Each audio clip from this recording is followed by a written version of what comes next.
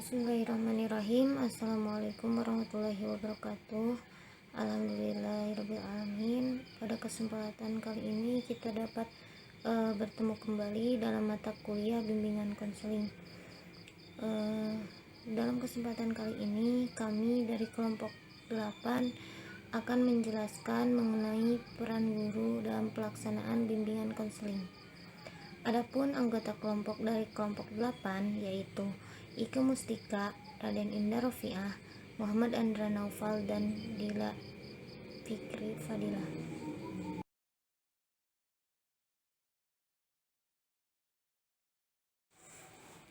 Baik, yang pertama yaitu pendahuluan. Selain berperan sebagai pendidik, guru juga berperan sebagai pengajar dalam upaya mencerdaskan manusia dan memanusiakan manusia. Nah, selain berperan sebagai pendidik dan pengajar, guru juga berperan sebagai pelaksana bimbingan konseling, di mana dalam upaya guru sebagai pelaksana bimbingan konseling di sekolah, guru mempunyai peranan yang penting dalam membangun sikap disiplin siswa melalui bimbingan dan konseling, di mana guru sebagai orang tua kedua setelah ibu dan ayah. Maka dari itu akan timbul pertanyaan yang kami tuangkan dalam rumusan masalah. Yang pertama yaitu akan timbul pertanyaan bagaimana peran guru sebagai tokoh sentral dalam bimbingan konseling. Yang kedua, bagaimana bentuk-bentuk bimbingan guru terhadap siswa dalam rangka mencerdaskan tadi. Nah, karena tadi disebutkan bahwa guru sebagai orang tua kedua setelah ayah dan ibu, dan guru sebagai orang tua di sekolah. Baik, selanjutnya akan dijelaskan oleh saya Dila Fikri Fadilah. Guru merupakan seorang tokoh pendidikan. Dengan adanya guru, kita dapat mengetahui hal-hal yang sebelumnya tidak pernah kita ketahui. Guru memberikan segala wawasan yang dapat menambah kompetensi berpikir peserta didiknya. Lalu, bagaimana guru sebagai tokoh kunci dalam bimbingan? Sebagai tokoh kunci dalam bimbingan, guru mempunyai tugas untuk mendidik anak didiknya agar mempunyai tekad untuk belajar, dan belajar. Dalam hal mendidik, guru berusaha memberikan materi yang sesuai dengan apa yang dibutuhkan oleh anak didiknya. Bukan hanya dalam hal materi, guru juga mempunyai tanggung jawab agar peserta didik terdidik menjadi pribadi yang lebih baik. Kemudian, bagaimana bentuk-bentuk bimbingan guru terhadap siswa?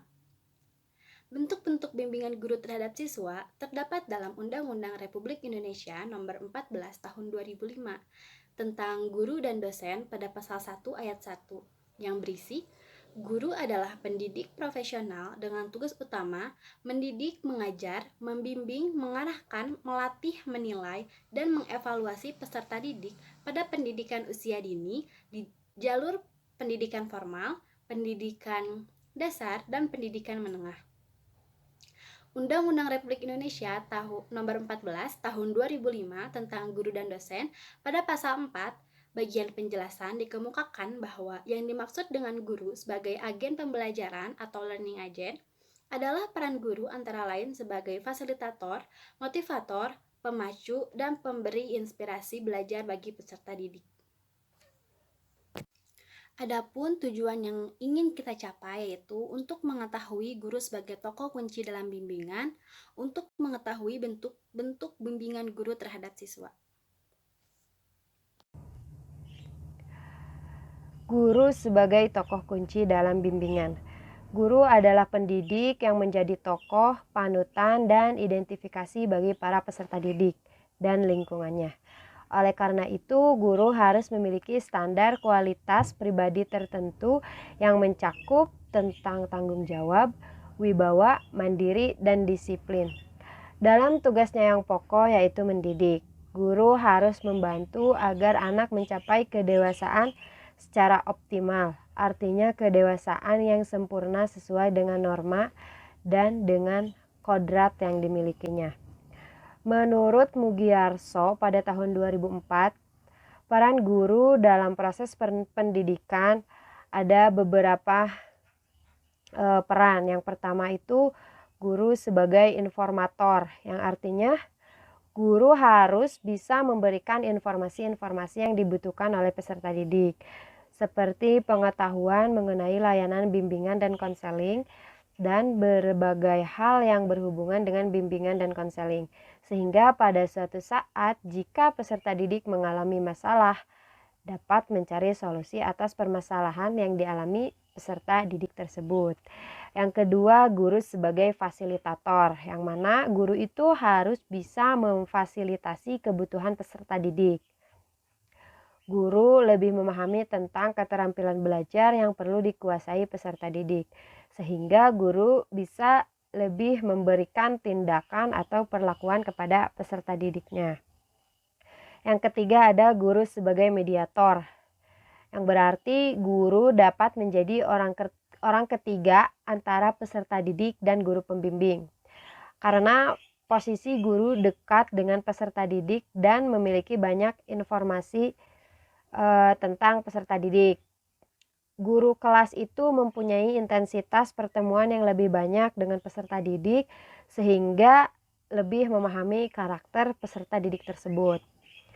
Kemudian yang keempat ada guru sebagai motivator, yang mana guru itu berperan sebagai pemberi motivasi kepada peserta didik dalam pelayanan bimbingan dan konseling, sekaligus memberikan kesempatan kepada peserta didik untuk memperoleh layanan bimbingan dan konseling.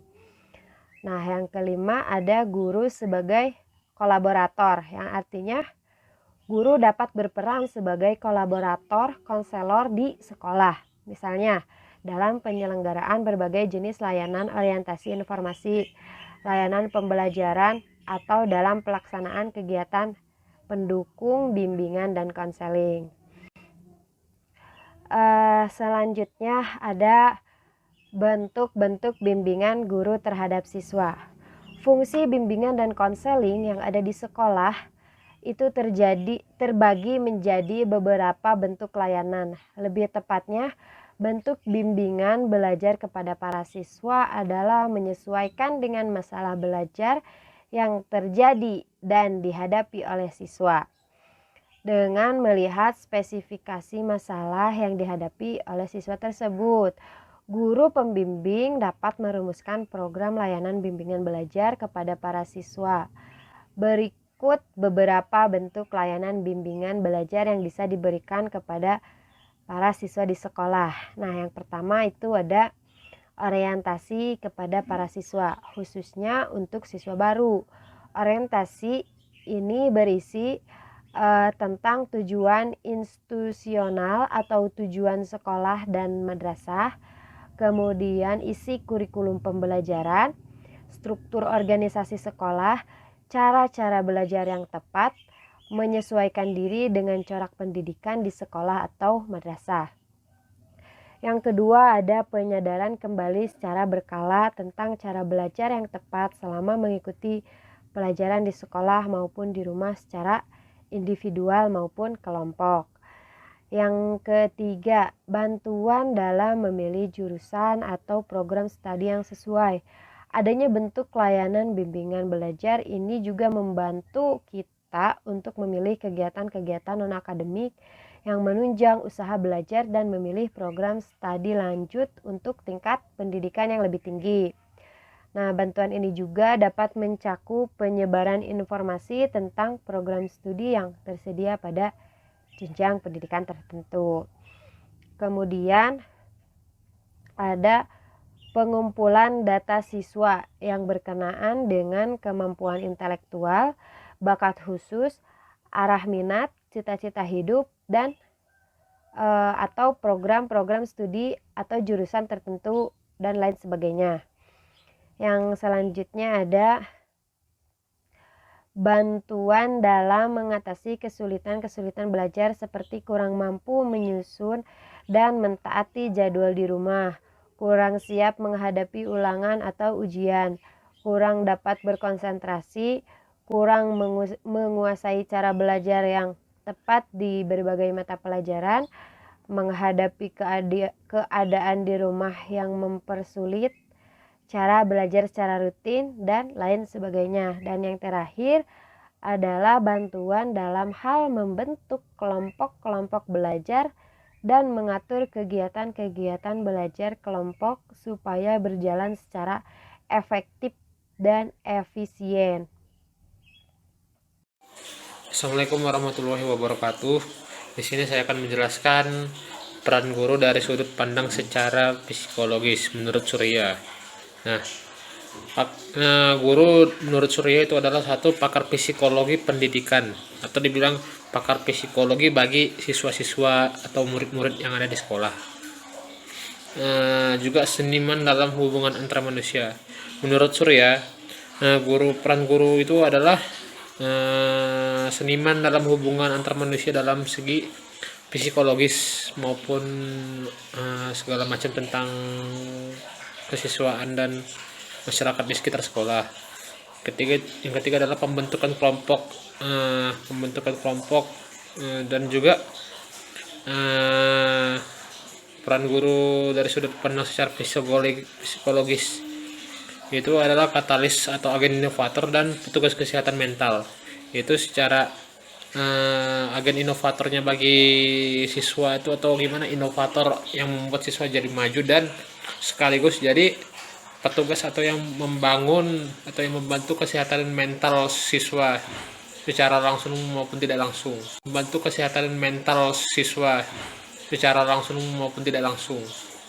Dan kesimpulan dari presentasi kami kali ini adalah guru itu adalah pendidik yang menjadi tokoh panutan identifikasi bagi para peserta didik dan lingkungannya.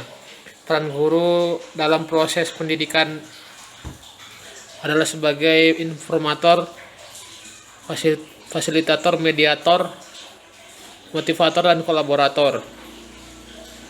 Bentuk layanan bimbingan belajar yang bisa diberikan kepada siswa di sekolah diantaranya orientasi kepada para siswa, khususnya untuk siswa baru, penyadaran kembali secara berkala tentang cara belajar, bantuan dalam memilih jurusan atau program studi yang sesuai, layanan pengumpulan data, bantuan dalam mengatasi kesulitan-kesulitan belajar, dan bantuan dalam hal membentuk kelompok-kelompok